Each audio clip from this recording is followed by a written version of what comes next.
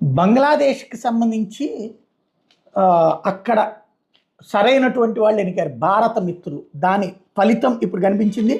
భారత్ బంగ్లాదేశ్ చిరకాల మైత్రిని పరిపుష్టం చేసుకునే రీతిలో ఇరు దేశాలు పలు ఒప్పందాలు కుదుర్చుకుని తీస్తా నదీ జలాలను పరిరక్షించుకుని వినియోగించుకునేలా భారీ ప్రాజెక్టు నిర్మాణం సహా వేర్వేరు రంగాల్లో సహకారాన్ని అంగీకారం కుదిరింది. షేక్ హసీనా అలాగే నరేంద్ర మోడీల మీటింగ్లో ఇది తేలింది.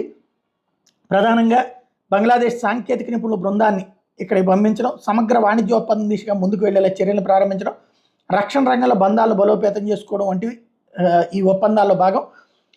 డిజిటల్ రంగం, నౌకాయానం, రైల్వే, అంతరిక్షం, హరిత సాంకేతికత, వైద్యం, ఔషధాలు వంటి రంగాల్లో ఒప్పందాలు కుదిరినాయి.